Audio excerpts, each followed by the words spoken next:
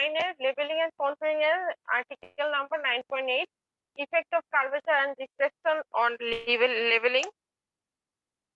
আচ্ছা, effect of curvature এর কারণে আসলে কি হয়? Effect of curvature is to increase the staff reading because the line of collimation or line of sight is not a level line but a horizontal line.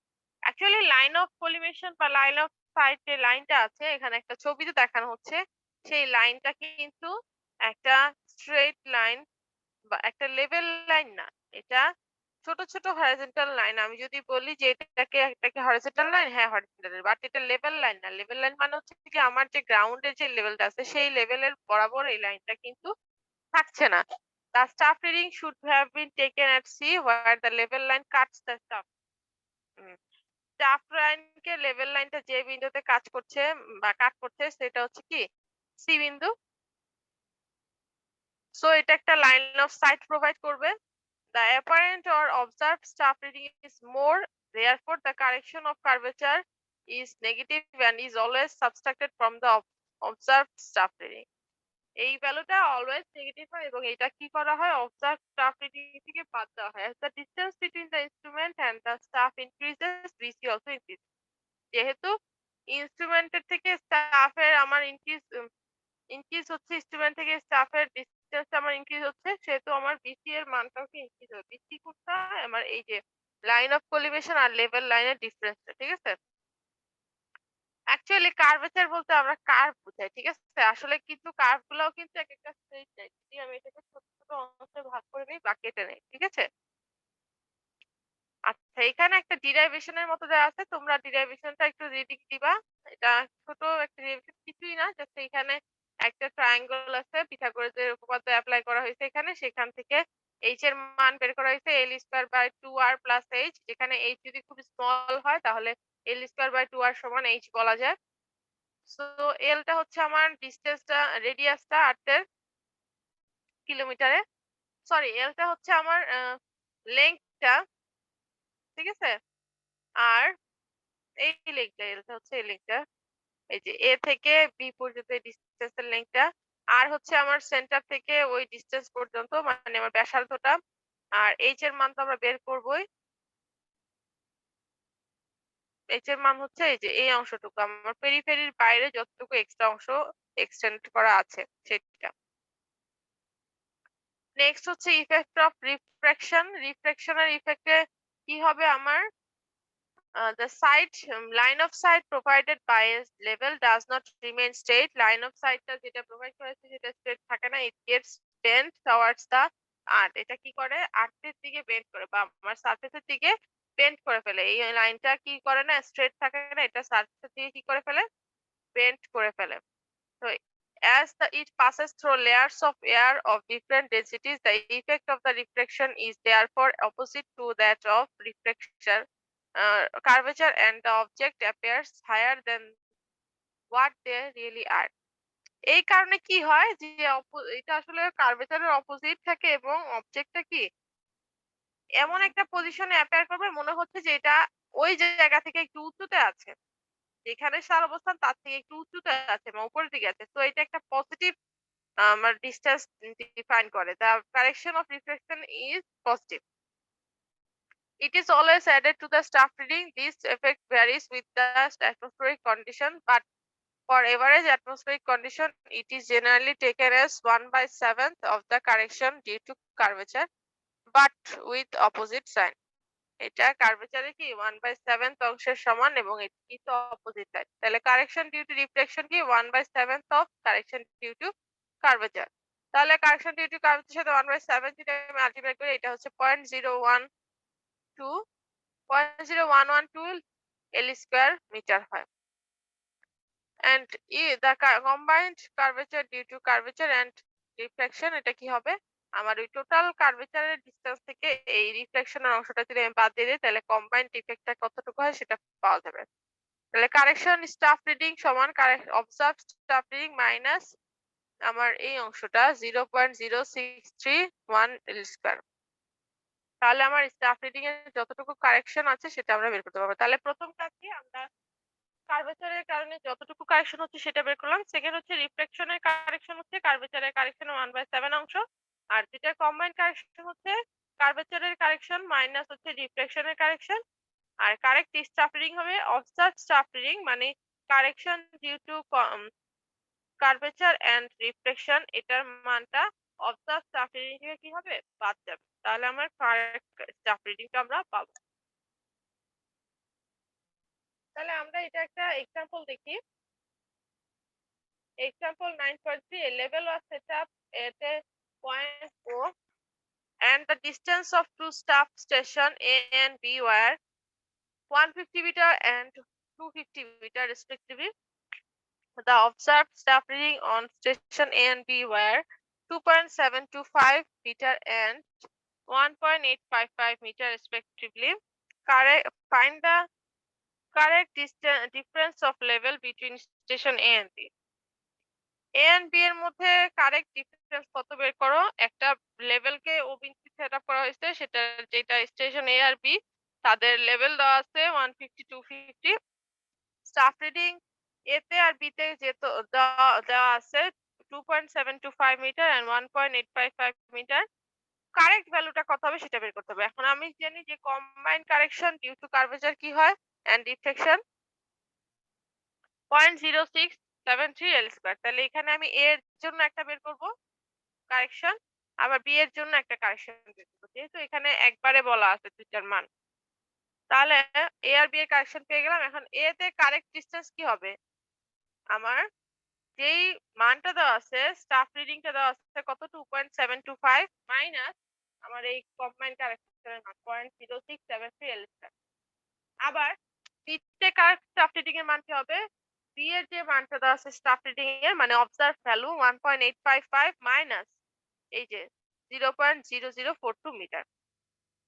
তাহলে আমি correct staff reading on A পেয়ে গেলাম, correct staff reading on B পেয়ে গেলাম। তাহলে আমি এ আর B এর মধ্যে ডিফারেন্স কত কারেকশনের সেটা যদি বের করতে চাই, আমি এই দুটো বিয়োগফল বের করলে কি হবে, আমার correct difference between A B level বের হয়ে যাবে।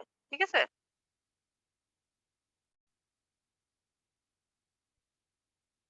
সেম আরেকটা প্রবলেম আছে এখানে। The top of Kutubdia light house is visible just above the Horizon from place in the বে অফ বেঙ্গল। বে অফ বেঙ্গল থেকে কুতুবদিয়া লাইট হাউসের ভিজিবল হয় একটা হরাইজন লেভেলে। The distance between the lighthouse and the place of observation is 32 kilometre. Light house থেকে যেখান থেকে আমি অবজার্ভ করেছি সেটা ডিফারেন্স হচ্ছে প্লেসের ডিসটেন্স হচ্ছে কত 32 kilometre. Find the height of light house, light হাউসের হাইট কত। এখানেও আমি ওই ফর্মুলা ইউজ করবো h equal 0.0673 এল স্কয়ার। এল হচ্ছে আমার 32, তাহলে আমি এখান থেকে এটা ডিসটেন্সটা কত লাইট হাউসের হাইট কত সেটা বের করে ফেলতে পারবো। সিমিলার একটা প্রবলেম আছে 9.5।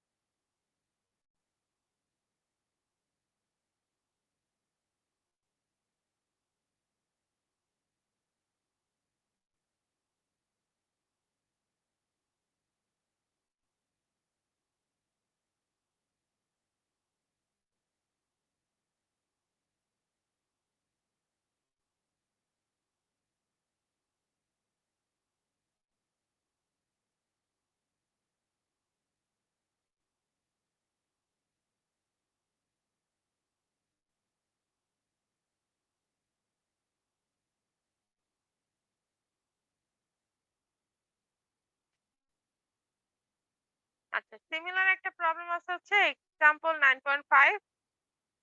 এটাও একটা light house 85 metre mean sea level থেকে যার distance. Height of eye of the observer is 6 metre above the mean sea level. Mean sea level থেকে যে অবজার্ভ করছে তার হাইট হচ্ছে 6 metre. Find the distance of the observer from the light house. Light হাউসের observer distance কত। তাহলে ধরো আমি এখানে একটা আম, কি বলবো, এখানে একটা কি আছে, একটা শিপের ডেক থেকে ভিজিবল হচ্ছে হরাইজনটা, আর সেটা একটা কি লাইট হাউস, সেটা হচ্ছে গিয়ে 85 মিটার মিন সি লেভেল থেকে যার হাইট, তাহলে আমি ধরলাম যে এটা হচ্ছে 85 মিটার মিন সি লেভেল থেকে হাইট, আর এখান থেকে যেটা দেখা যাচ্ছে সেটা হচ্ছে 6 মিটার। তাহলে আমার ডিসটেন্সটা কত? অবজারভার থেকে লাইট হাউসের ডিসটেন্স কত? তাহলে আমরা কি করব এখানে?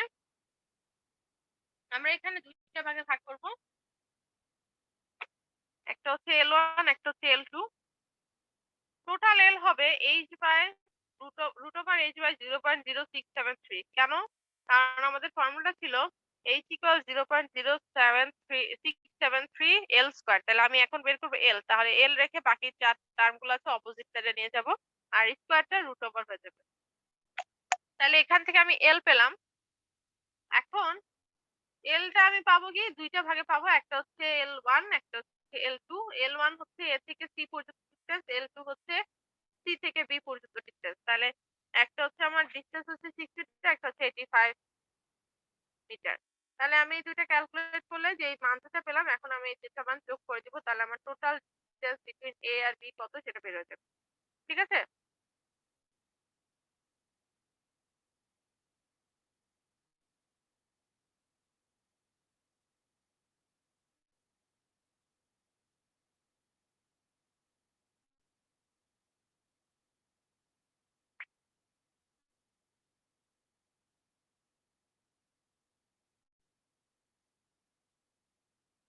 আচ্ছা, তাহলে আমরা নেক্সট চলে যাব different types of leveling.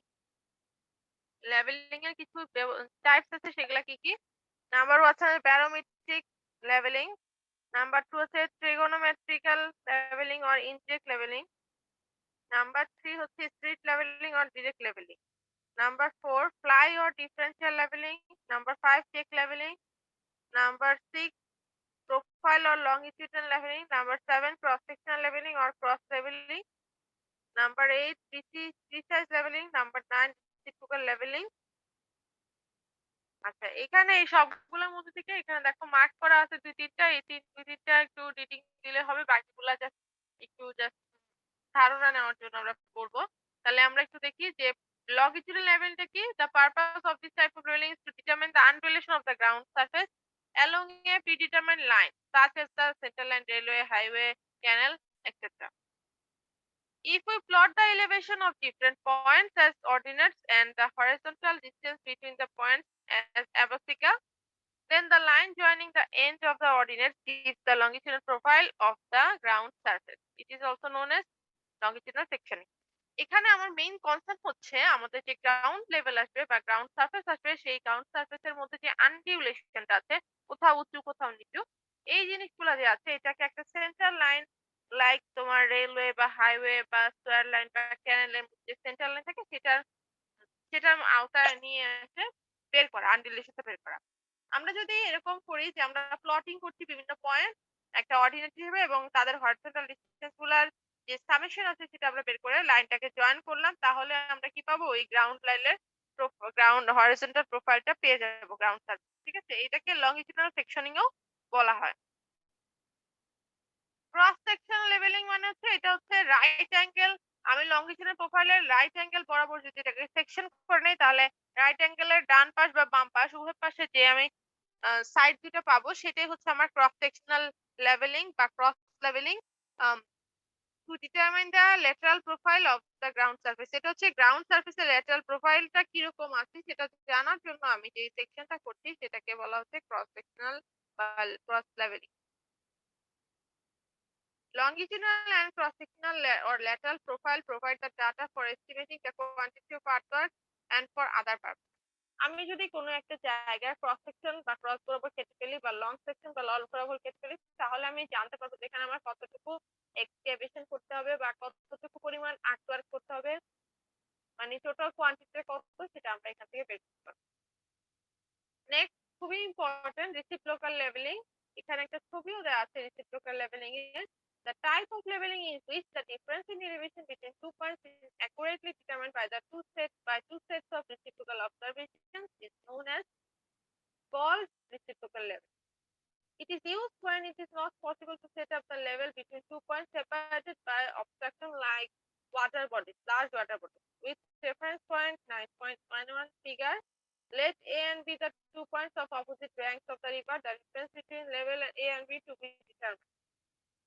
A আর B দুইটা পয়েন্ট আছে যেটা একটা নদীর দুই পাশে আছে বা নদীটা মাঝখানে পড়েছে। এখন A আর B এর যে অবস্থানটা A হয়তো বা B এর থেকে উঁচু বা B হয়তো বা A এর থেকে উঁচু। এরকম হতে পারে। তো আমার এই অবজারভেশনটা করে আমাকে বের করতে হবে A আর B এর যে লেভেলটা আছে সেই লেভেল।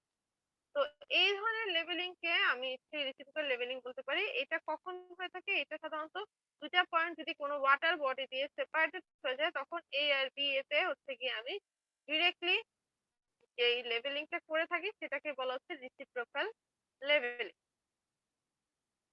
আচ্ছা এই ক্ষেত্রে আমার A আর B এর মধ্যে ডিফারেন্স কি হবে? D1 প্লাস D2/2 তার মানে D1 এটার জন্য আর D2 এটার জন্য ডিভাইড বাই 2 তাহলে এটাকে আমরা একটু রিপ্রেজেন্ট করতে পারি D1 মানে হচ্ছে H1 - H2 আর D2 মানে হচ্ছে H3 - H4 তাহলে D1 হচ্ছে কি H1 plus H2 sorry H1 - H2 আর H3 - H4 হচ্ছে কি আমার কি D2 তাহলে এটা ক্যালকুলেশন করলে আমি আর বি এর মধ্যে ডিফারেন্সটা পেয়ে যাব তাহলে এখানে আমরা একটা ক্যালকুলেশন করি example 9.6 in leveling across an irrigation canal the following observations were made figure 9.11 number 1 instrument station আমি দুইটা স্টেশন পাচ্ছি একটা সিডি স্টাফ রিডিং এতে স্টাফ রিডিং এর বিতে আমি বসিয়ে দিচ্ছি এটার মান যেটা আমি নিচ্ছি এখন রিডিউস লেভেল এর বি তে আছে রিডিউস লেভেল অফ এ কত হবে তাহলে আমাদের প্রথম কাজ হচ্ছে to difference between A and B বের করা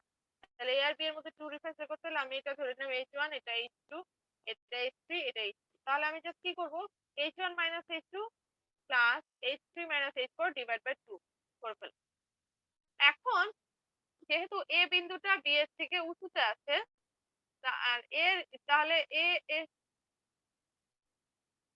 তাহলে এতে হচ্ছে কি একটা লোয়ার এলিভেশন থাকবে সেটা কি হবে রিডিউস লেভেল অফ বি এ সমান reduce level of B minus আমার যে মানটা আমি পেলাম difference of level between A and B কত 0.825 তাহলে এটা ক্যালকুলেশন যদি করি আমি কি পেয়ে যাব এর রিডিউস লেভেলটা পেয়ে যাব তার মানে এখানে কি বলা হচ্ছে যেহেতু আমার স্টাফ রিডিং এতে যেটা আছে সেটা কি higher than those B B এর থেকে উঁচু তার মানে বি এর ডিফারেন্স থেকে আমি যদি এই অংশটা বাদ দিয়ে দিই তাহলে আমার এ এর রিডিউস লেভেলটা আমি পেয়ে যাব ঠিক আছে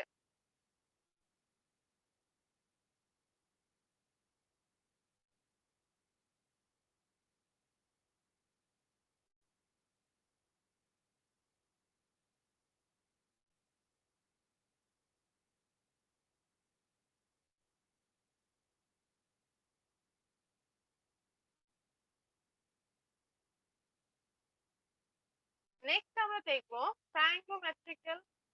trigonometrical level or increase level trigonometrical level বা ইনক্রিজ লেভেলিং এর ক্ষেত্রে আমার কি করা আমরা যদি একটা টাওয়ার বা ট্রান্সমিশন টাওয়ারের হাইট চিন্তা করি তাহলে সেই ক্ষেত্রে আমাদের এইটার জন্য একটা ফিগার আমরা যদি দেখি যে একটা ট্রান্সমিশন টাওয়ার আছে এইটার আমি একদম এই পয়েন্ট থেকে আমি যদি এই টাওয়ারের হাইটটা দেখি তাহলে এইটা একটা লেভেলে থাকবে সেটা হচ্ছে কি আমার একটা থিটা অ্যাঙ্গেলে আমি এটা দেখবো সেই ক্ষেত্রে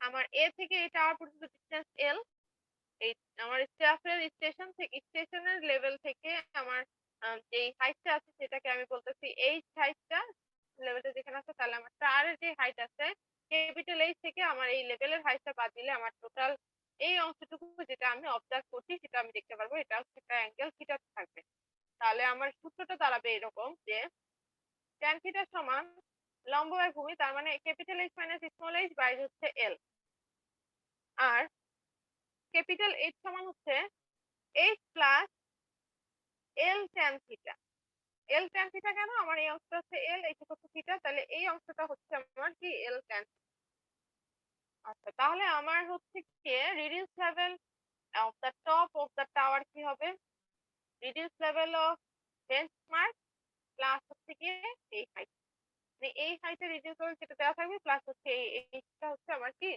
টপ অফ দ্য টাওয়ারের রিডিউস লেভেল পাওয়া যাবে সিমিলার ওয়েতে যদি আমি এ আর বি দুইটা স্টেশন চিন্তা করি, দুইটা স্টেশন থেকে আমি অবজার্ভ করতে চিন্তা করি, তাহলে কাজটা একই হবে, খালি H1 এর ক্ষেত্রে A1 এর ক্ষেত্রে আমার H1 হবে, HA হবে, বি এর ক্ষেত্রে আমার HB হবে, বাকি সব জিনিস সেম থাকবে।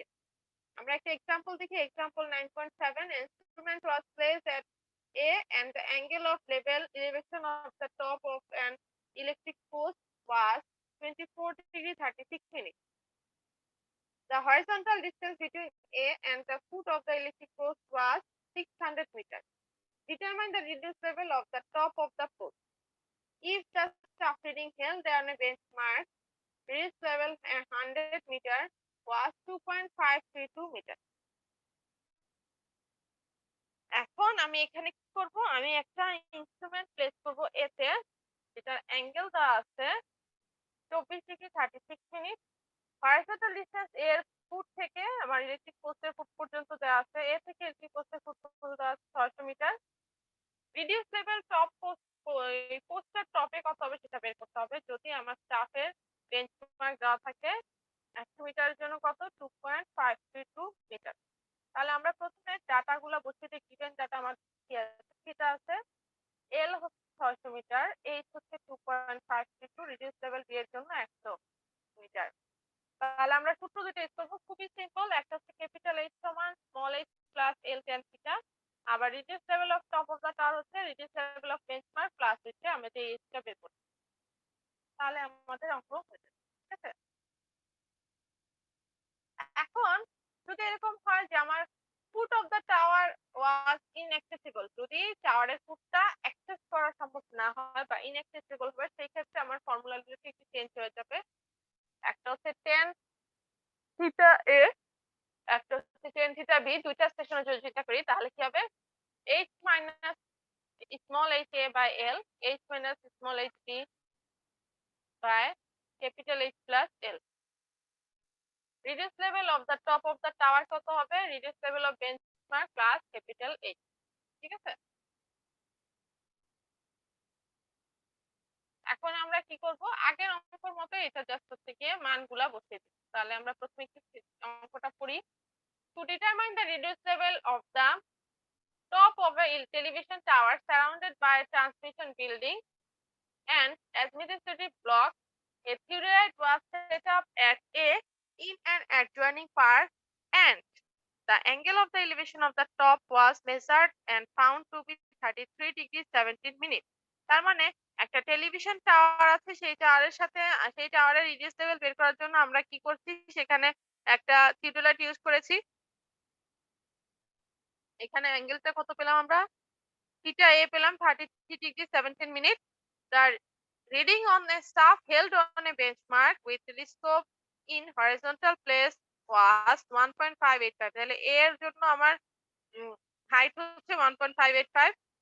The theodolite was then shifted to a point B, B তে নিয়ে গেলাম। away কত metre, 100 metre away from A, তাহলে দুইটার মধ্যবর্তী ডিসটেন্স L সমান কত, 100 metre. Angle of elevation of the top was measured at B কত 26 degree 24 minutes, তার মানে B তে আমার অ্যাঙ্গেল হচ্ছে 26 degree 24 minutes. Angle of elevation of top was আচ্ছা, the reading on the staff held on a benchmark was 1.795 meter, তাহলে স্টাফটার যে রিডিংটা আছে বি পয়েন্টে সেটা হচ্ছে 1.795 metre. If the reduced level of the benchmark is 100 meter, যদি বেঞ্চমার্কের reduced level 100 meter হয়, calculate the reduced level of the top of the television tower. টেলিভিশনের টপে রিডিউস লেভেল কত বের করতে হবে। তাহলে আমরা আমাদের গিভেন ডাটাগুলো লিখে নিলাম। এখন আমরা কি করব, আমরা জাস্ট সিম্পল টেন থিটা এ টেন থিটা বি এই দুইটা সূত্র ইউজ করে সেখান থেকে আমরা ক্যাপিটাল এইচ এর একটা মান বের করব। যেহেতু আমার দুইটা পয়েন্ট আছে, তো দুইটা পয়েন্টের জন্য আমি যদি দুইটা মান বসাই, তাহলে আমি দুইটা পয়েন্ট থেকে এইচ আর এল ক্যাপিটাল এল এর মধ্যে একটা সম্পর্ক পাবো, দুইটা ইকুয়েশন পাবো। ঠিক আছে, যেহেতু আমি বাকি মানগুলা জানি না, তাহলে দুইটা ইকুয়েশন পেলে আমরা এই দুইটা ইকুয়েশন ক্যালকুলেটরে যদি সলভ করি, তাহলে সেখান থেকে আমি এইচ আর এল এর মান পেয়ে যাই।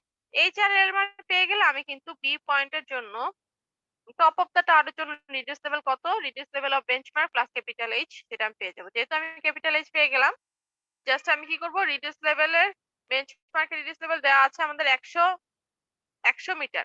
100 মিটারের সাথে এটা জাস্ট যোগ করলে আমরা কি পেয়ে যাব? টপ অফ দ্য টাওয়ারের রিডিউস লেভেলটা কত পেয়ে যাবে। ঠিক আছে?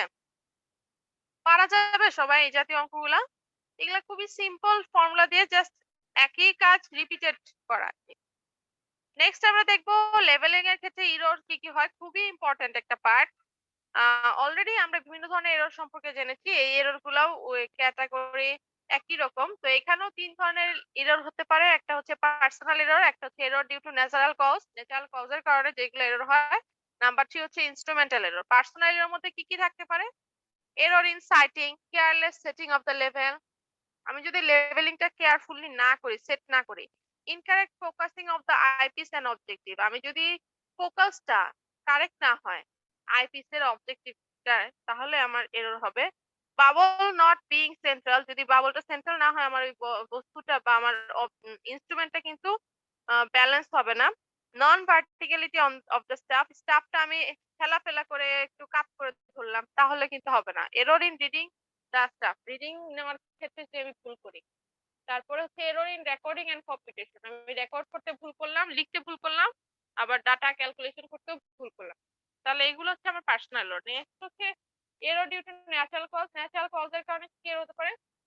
Error due to curvature, error due to reflection, error due to wind and San.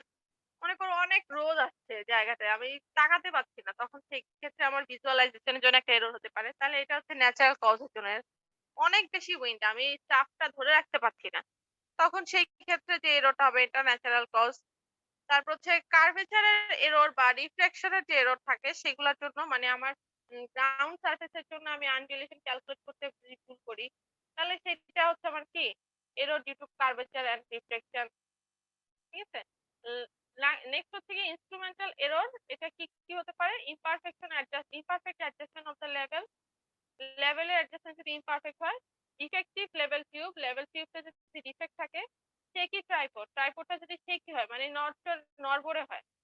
Number 4 হচ্ছে incorrect graduation of the staff, আমার স্টাফের যদি গ্রাডুয়েশনটা কি হয়, ইনকারেক্ট হয়। ঠিক আছে? তাহলে এইগুলো মোটামুটি আমাদের mistake for error in level. Next আমরা দেখবো কন্ট্রোলিং, খুবই ইম্পর্টেন্ট, খুবই ইম্পর্টেন্ট একটা topic. An imaginary line on the ground joining the point of equal elevation with respect to a fixed datum is called a contour. এটা হচ্ছে গ্রাউন্ডে এমন কিছু ইমাজিনারি লাইন তৈরি করা, যে লাইনগুলা জয়েন করবে সেই পয়েন্টগুলোকে, যেই পয়েন্টগুলোর elevation same with respect to a fixed datum, তাহলেই তাকে আমরা বলবো কন্ট্রোর। মানে গ্রাউন্ড লেভেলে যেই পয়েন্টগুলো আছে যাদের ইলিভেশন বা হাইট সমান, সেই পয়েন্টগুলোকে আমি যদি একটা ইমাজিনারি লাইন দিয়ে কানেক্ট করে ফেলি, তখন আমি সেটাকে বলবো কি একটা contour. The process by which a contour map is prepared is known as contouring. যেই প্রসেসের মাধ্যমে কন্ট্রোল ম্যাপ প্রিপেয়ার করা হচ্ছে সেটাকে বলা হচ্ছে কি কন্ট্রোল। ম্যাপটা কি কি শো করবে? Map showing the altitude of different points is called a contour map or topographic map. যে ম্যাপটা এই যে ডিফারেন্ট পয়েন্টের অল্টিটিউডটা কত সেটা দেখায়, সেটা শো করে, সেটাকে বলা হয় কন্ট্রোল ম্যাপ বা topographic map. A contour map represents a clear picture of the surface of the ground. একটা contour map একটা গ্রাউন্ডের সারফেসে একটা ক্লিয়ার পিকচার প্রেজেন্ট করে। It shows where the ground is nearly level, where it is sloping, where the slopes are steep and where they are variable. এটা আসলে define করে যে আমার ল্যান্ড যে সারফেসটা আছে সেটা কি হিলি, নাকি সেটা হচ্ছে স্লোপে আছে, নাকি সেটা আনডুয়েলেশন আছে, এই জিনিসগুলো আসলে এটা ডিফাইন করে। দ্যাট মিন্স আমার যে সমান ইলিভেশনের যে পয়েন্টগুলো সেগুলোকে কানেক্ট করে, সেটা বোঝাতে সাহায্য করে যে এই জায়গাটার অবস্থান কি ভূমি থেকে নিচের দিকে যাচ্ছে না উপর দিকে যাচ্ছে, না কিরকম চেঞ্জ সেটা। আচ্ছা, আমরা যদি একটা পন্ডের ছবি দেখি, যে একটা পন্ডের ক্ষেত্রে আমার কন্ট্রোলটা কেমন হয়। পন্ডটা সাধারণত আমি যদি সাইড প্রোফাইল দেখি এরকম একটা থাকে, এরকম একটা পুকুরের সাইড ভিউ বা ক্রস সেকশন থাকে, তাহলে এটার কন্ট্রোল ম্যাপ কি হবে? দেখো, এই পয়েন্টে যে এখান থেকে এই পর্যন্ত যেই পয়েন্টগুলো আমার হচ্ছে সমান এলিভেশন সেই পয়েন্টগুলোকে আমি যোগ করব। যেহেতু পুকুর মানে কি, পুকুর মানে হচ্ছে এটা একটা রেক্টেঙ্গেল জায়গা থাকে, কিন্তু এটার সেকশনটা থাকে কি সার্কুলার ওয়েতে থাকে, তাই না? চারোদিকে এরকম ছড়িয়ে আছে এই যে এই অংশটা উপরে পুকুরের উপরের একদম টপ সারফেসের পেরিফেরি, আর এটা হচ্ছে পুকুরের একদম বটম সারফেসের পেরিফেরি। তার মানে এই পয়েন্টে আমি যত সমান পয়েন্টের ইলেভেশন গুলো পারবো, আমি ঘুরে ঘুরে চারোদিক থেকে ঘুরে এই জায়গা চারদিকে ঘুরে এরকম একটা সার্কেল পয়েন্ট পাবো। এটা হচ্ছে আমার লোয়েস্ট ইলেভেশন অফ কত, এটা 96। এরপর আমি 97 এর সবগুলা পয়েন্ট যোগ করি, তাহলে আমি এরকম একটা ছবি পাবো, ডায়াগ্রাম পাবো। কারণ পুকুর তো চারোদিক দিয়ে আমার এই পয়েন্ট গুলা যোগ করলে এরকম একটা শেপের অংশ পাওয়া যাবে। তারপরে আমি 98 এলিভেশনের সবগুলা যদি যোগ করি তাহলে আমার এই পুকুরের পেরিফেরিটা আরেকটু বড় হবে। 99 এরটা যোগ করলে এটা আরেকটু বড় হবে, 100 এরটা যোগ করলে আরো বড় হবে, 101 এরটা যোগ করলে আরো বড় হবে। দ্যাট মিনস এই অংশটা আসলে এই জায়গাটা এরকম ছড়ানো, ঠিক আছে? এটা কন্ট্রোল ম্যাপ।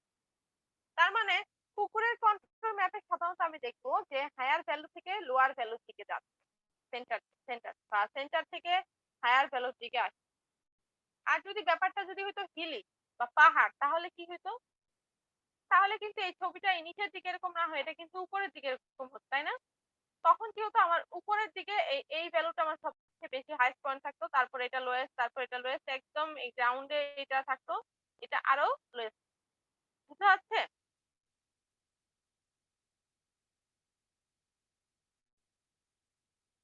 আচ্ছা, কন্ট্রোল ইন্টারভ্যালস আমরা কিভাবে বের করি? এটা আমরা বের করি হচ্ছে 25 মিটারকে number of centimeter per kilometer দিয়ে ভাগ করে আমি কি করি, এটা ইন্টারভ্যাল বের করি, অথবা 50 ফিটকে number of inch per mile দিয়ে ভাগ করে আমরা এটা ইন্টারভ্যাল বের করি। নেক্সট একটা এক্সাম্পল আছে, find a suitable control interval of A map scale of 1:40,000। Just কিছুই না, আমি 40,000 কে আমার ইঞ্জিনিয়ারিং স্কেলে নিয়ে এটার কন্ট্রোল ইন্টারভ্যালটা বের করি। On a scale of 1/40,000 is 40,000 metre সমান 1 মিটার সমান 100 সেন্টিমিটার। তাহলে 40 কিলোমিটার সমান কত? 100 সেন্টিমিটার। তাহলে 1 কিলোমিটার সমান কত? 100/40, তার মানে 2.5 সেন্টিমিটার। তাহলে আমার কন্ট্রোল ইন্টারভ্যাল কত হবে? 25 বাই হচ্ছে 2.5, দ্যাট মিন্স 10 মিটার। আর যদি আমি ফিট স্কেলে করি তাহলে সেটা আসবে কি, 40,000 ফিট সমান 1 ফিট বা 12 ইঞ্চি। তাহলে 1 ফিট সমান কি 12/40,000 ফিট। তাহলে 5280 অথবা 5280 অথবা 1 মাইল সমান কত হবে? 12 ইন্টু 5280/40,000 ইঞ্চ, তার মানে 1.58 ফিট। তাহলে আমার কন্ট্রোল ইন্টারভ্যাল হবে কত? আমার সূত্র ছিল 50 ডিভাইড বাই এই ইঞ্চ, কত? 1.58 ইঞ্চ। দ্যাট মিন্স 31.58 ফিট হচ্ছে আমার কন্ট্রোল ইন্টারভ্যাল। নেক্সট আমরা দেখবো কন্ট্রোলের কিছু ক্যারেক্টারিস্টিক্স। কন্ট্রোলের ক্যারেক্টারিস্টিক্স গুলো হচ্ছে, Number 1, two control line of different elevation cannot be close to each other except in the case of an overhanging cliff or cave. যদি কোনো overhanging cliff বা cave গুহা না থাকে, তাহলে কন্ট্রোল লাইন কখনো দুইটা এলিভেশনের একটা আরেকটাকে ক্রস করবে না। Number 2, control line of different elevation can unit to from one line only in the case of vertical cliff. যদি vertical cliff খারাপ পাহাড় থাকে তাহলে কন্ট্রোল লাইনের এক একটা লাইন কি হবে,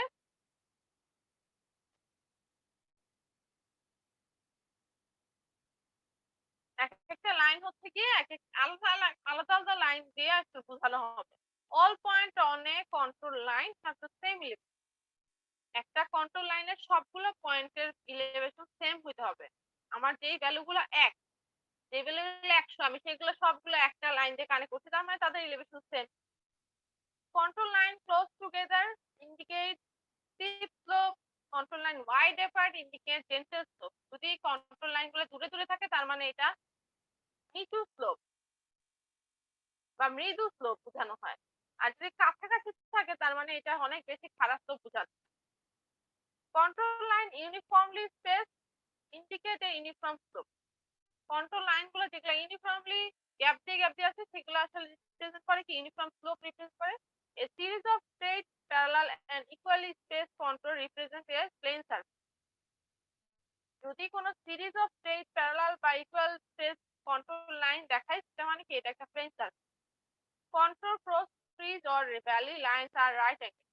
যদি ভ্যালি হয় বা রিজ হয় তাহলে সেই ক্ষেত্রে মানে পাহাড়ের চূড়া বা পাহাড়ের পাদদেশ হয় তাহলে সেখানে রাইট অ্যাঙ্গেল থাকবে। Control line must close itself but not necessarily with the limit of the map. So a control line must be a continuous one until it either goes off the map or closes itself. Control line কি করবে অনেক বেশি close থাকবে কিন্তু এটা একটা limit থাকবে, একটা লিমিটের মধ্যে। A set of close contour with higher values inside indicate a heat. Close control গুলা যাদের ভ্যালু অনেক হাই তার মানে এটা একটা পাহাড় বোঝানো হচ্ছে। আর যদি ক্লোজ কন্ট্রোল লাইন কিন্তু লোয়ার ভ্যালু ইন্ডিকেট এটা বোঝাচ্ছে একটা পন্ড অথবা ডিপ্রেশন উইদাউট অ্যান আউটলেট। কোন আউটলেট ছাড়া একটা পন্ড বোঝায় বা একটা ডিপ্রেশন গর্ত বোঝায়। ঠিক আছে। মেথড অফ কন্ট্রোলিং, দুই মেথডে কন্ট্রোলিং করা যায়, একটা ডিরেক্ট মেথড একটা ইনডাইরেক্ট মেথড। এটা একটু তোমরা রিডিং করে নিবে। এই যে দেখো এখানে এই যে সেম পয়েন্ট গুলাকে একটা লাইনে যোগ করা হয়েছে তার মানে এইগুলা হচ্ছে আমার একটা কন্ট্রোল লাইন। এই যে সেম পয়েন্ট গুলাকে একটা লাইনে যোগ করা হয়েছে। ঠিক আছে। এটা হচ্ছে গ্রিড স্কয়ার সিস্টেম। তারপর হচ্ছে রেডিয়াল ট্যাক্সোনোমেট্রিক সিস্টেম। এটা হচ্ছে যে এরকম রেডিয়াল পেরিফেরি আকারে যোগ হয়ে যাবে, এরকম আকারে যোগ হবে। তারপর ক্রস সেকশন সিস্টেম, এগুলা সবাই একটু রিড দিয়ে নিবা। Interpolation of control, interpolation of control তিন ভাবে করা যায়, একটা এস্টিমেশন মেথড, একটা অ্যারিথমেটিক মেথড, একটা graphical method.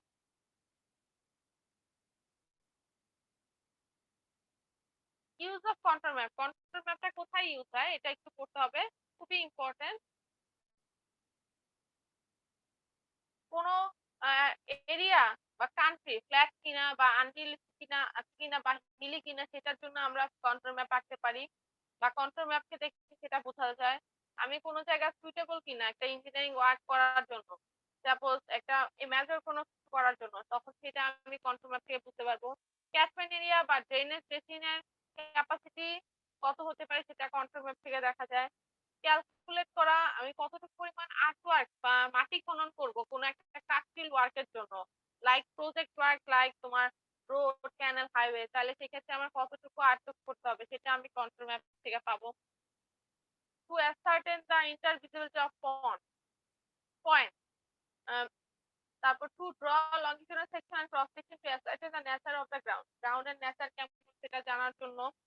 Two calculate the water capacities of the existing reservoir, রিজার্ভারের এক্সিস্টিং রিজার্ভারের ওয়াটার ক্যাপাসিটি কত। To decide the best strategic position of the placing gun, the line of march and the camping ground of the army commander during war. যুদ্ধের সময় কোনো একটা জায়গাতে আমার army গ্রুপটা স্টে করবে, তারা কোথায় মার্চ করবে, কোথায় বন্দুক রাখবে, সেটা মানে আমার গ্রাউন্ড লেভেলের উঁচু নিচুটা দেখে এটা কিন্তু আমি বা কন্ট্রোল ম্যাপটা দেখে সেটা কিন্তু আমি ডিসাইড করতে পারি। ঠিক আছে। আচ্ছা তাহলে আমাদের মোটামুটি চ্যাপ্টার 9 কিন্তু শেষ। এখানে এক্সারসাইজের প্রবলেম আছে হচ্ছে 9.1, 9.10, 9.11, দেন 9.17। আর আমরা মাঝখানে কিছু অঙ্ক দেখছিলাম ওইগুলোর মধ্যে হচ্ছে এখানে আছে 9.12, 13, 14, 15, 16 সবগুলোই আমরা করেছি মোটামুটি এই একই রকম অঙ্ক, জাস্ট এই এক্সাম্পলে যেগুলো আছে সিমিলার অঙ্ক। তো আমরা এখান থেকে দেখবো হচ্ছে গিয়ে 9.10 থেকে শুরু করে 9.17 পর্যন্ত। ঠিক আছে। আচ্ছা 17টা দেখতে হবে না, জাস্ট 16 পর্যন্ত দেখলে হবে। ঠিক আছে। 9.16 পর্যন্ত জি আমরা ম্যাম। এখানে দেখব, 17টা বাদ। ঠিক আছে। তাহলে আমাদের চ্যাপ্টার 9 মোটামুটি শেষ। নেক্সট ক্লাসে আমরা পরবর্তী চ্যাপ্টার থেকে শুরু করব।